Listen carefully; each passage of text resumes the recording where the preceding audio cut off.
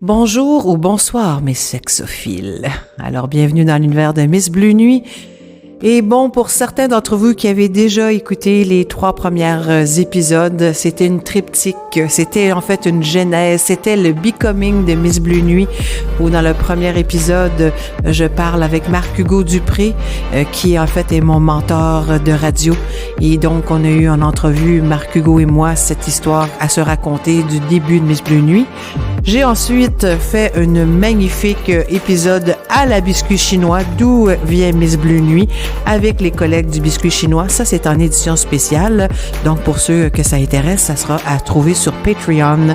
Et ça se terminait cette 3e triptyque avec moi-même en solo, qui se met à cœur ouvert et à découvert et qui se raconte un peu mon parcours, le pourquoi du comment du Becoming Miss Bleu Nuit.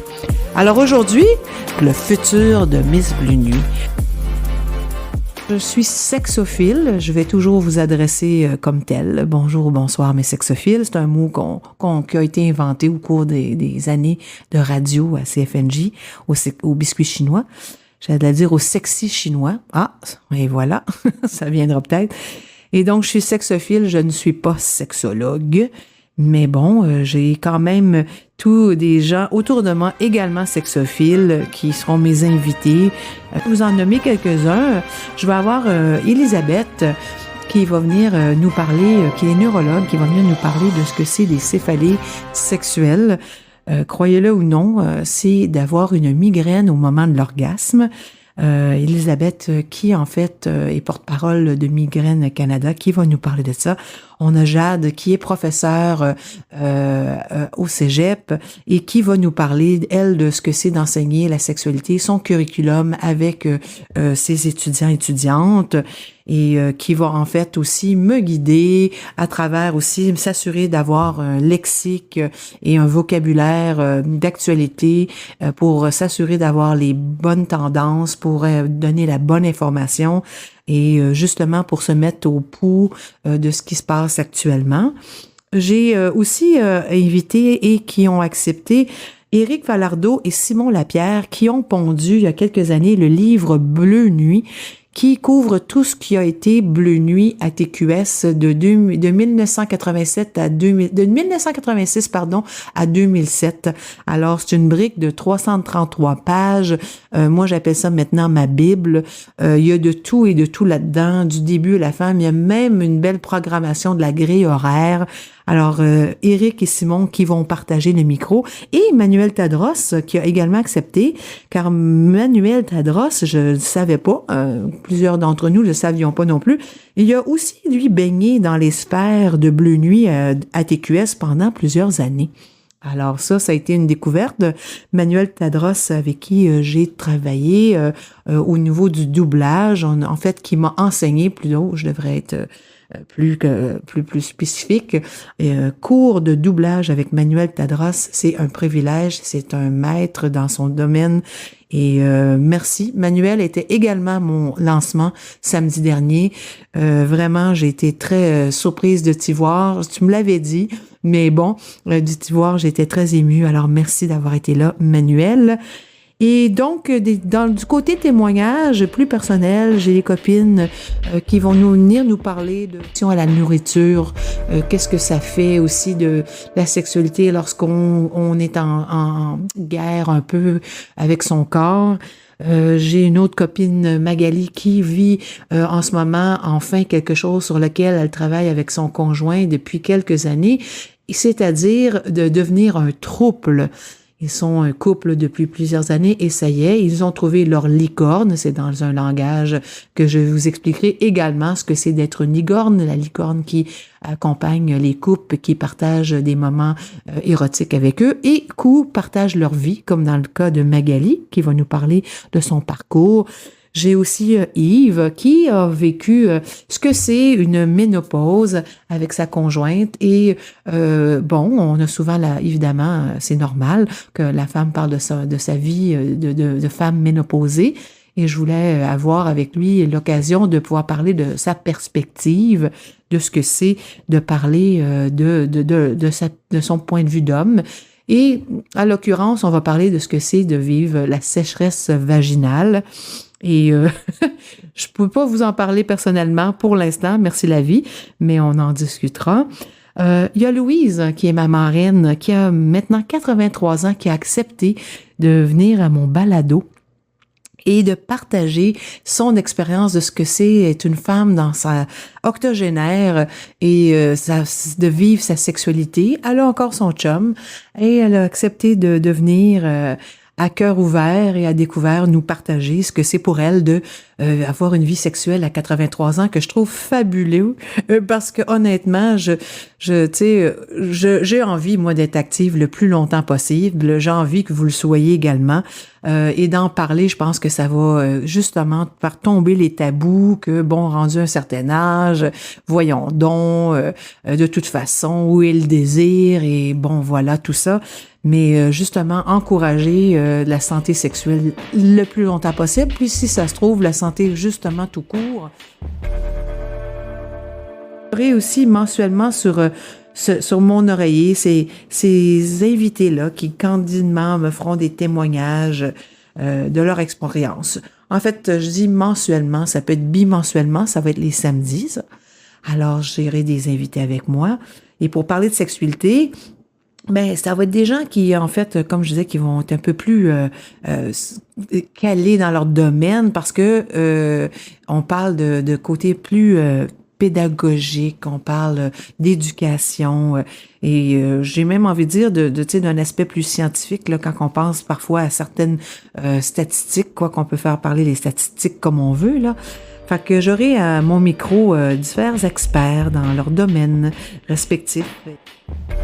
Puis aussi, on va avoir les Girly Talk au moins une fois par mois. C'est pas 2, on va y aller au fil. Ça aussi, ce serait les samedis que vous allez retrouver ça, le Girly Talk, où 3 personnes, j'ai envie de dire, oui, 3 personnes, parce qu'il va y avoir hommes, femmes, et les gens entre les deux, parce que ça aussi, on va en discuter, les gens qui se retrouvent pas dans un corps que dans un autre, dans les identités que dans l'autre, ça aussi, c'est d'actualité, il faut en parler, il faut comprendre ce que c'est, et aussi rendre ça beaucoup plus exclusif, que dis-je, inclusif, et de voir de façon ouverte ce que c'est de vivre dans un autre normalité, c'est donc de sortir de ce binôme-là qui est homme-femme. Donc, à ce micro-là de Girly Talk, sont 3 personnes qui nous allons parler de sexe.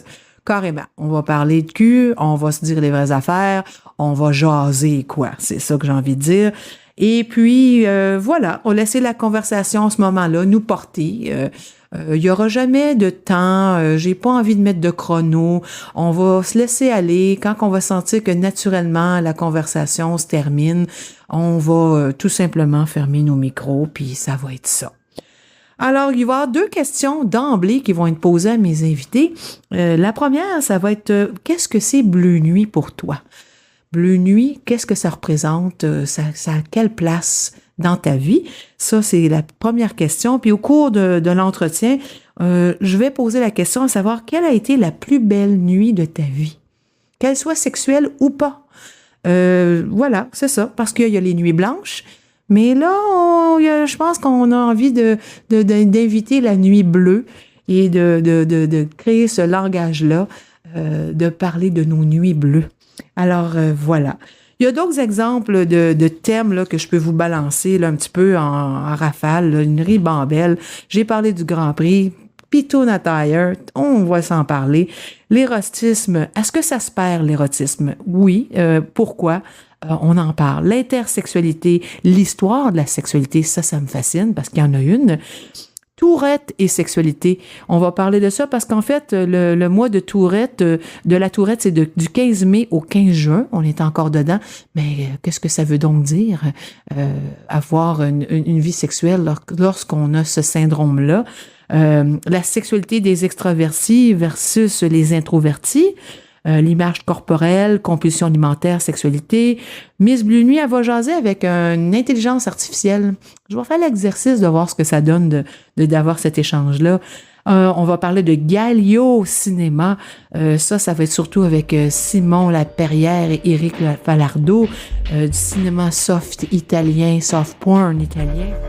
On va parler de quand on croit que le sexe, c'est de l'amour ou que de l'amour, c'est du sexe. On va parler de artgasm, avoir des orgasmes avec l'art. Oui, oui. On va parler de sexploitation, l'exploitation du sexe, les plus grandes histoires d'amour, de littérature, de la circonclusion. Non, la circlusion. On va parler de ce que c'est. On va parler de différentes biographies de gens qui ont baigné dans l'univers de la sexualité, en commençant pour moi Arletty, actrice et chanteuse française, qui d'ailleurs est citée sur le site web de missbluenuit.com. Et Madame Arletty disait « Mon cœur est français et mon cul est international. Mon cul est français et mon cœur est international. » Ça, c'est Arletty que je le dois. Et on va parler d'elle car elle a été quand même pionnière dans son métier et bien sûr au niveau de sa collectivité dans les années 40, 50 et 60. On va parler de Rocco Siffredi, grande vedette du porn. En fait, moi, j'en suis groupie, très, très, très honnêtement avec vous. On va parler de ça. Il y a une superbe série qui est sortie sur Netflix, je crois, l'an dernier. Voilà, si ça vous intéresse. Joséphine Baker, on va parler de Joséphine Baker, dont j'ai eu aussi la chance, dans mon métier de comédienne, d'interpréter dans un moment de mouvement d'art, j'ai envie de dire, vivant. J'ai eu partagé la scène avec une bonne collègue des arts vivants, Jacqueline Van de Geer. Alors, j'ai eu la chance d'interpréter Joséphine Baker avec les bananes et tout ce que ça implique d'être Joséphine Baker à son époque, femme noire qui se promenait les seins nus sur scène. Et donc, on va parler d'elle. On va parler de Ujujutsu, de Kimbaku et de Shibari. Qu'est-ce que c'est que ça mange en hiver? Ben, pour certains, je pense que vous l'entendez, c'est du cordage, tout l'univers érotique du cordage. Et bon, ça aussi, j'espère, je travaille là-dessus, la chance de pouvoir le vivre avec des maîtres dans leur domaine pour vous partager de ce que c'est de le vivre. Ah oui, je vais me mettre dans des situations qui vont aussi être encore plus, j'ai envie de dire, organiques, avec odeur et avec sensation, parce que bon, tant qu'à parler de quelque chose, moi j'aime bien savoir vraiment ce qu'il y en est pour l'avoir vécu. On va parler d'obsession amoureuse. Les tâches ménagères, est-ce que c'est sexy? Et si oui, pourquoi? On va parler de la piqûre challenge. Ouais, ça, c'est quelque chose qui est un petit peu moins le fun. C'est comme, en fait, du GHB dans ton verre quand t'en veux pas. Et donc, un petit peu de ce que ça retourne, cet univers de misogynie qui, tristement, est un fardeau dans notre société et qui, en même temps, est une réalité. On va parler d'asphyxiation érotique, de clistie.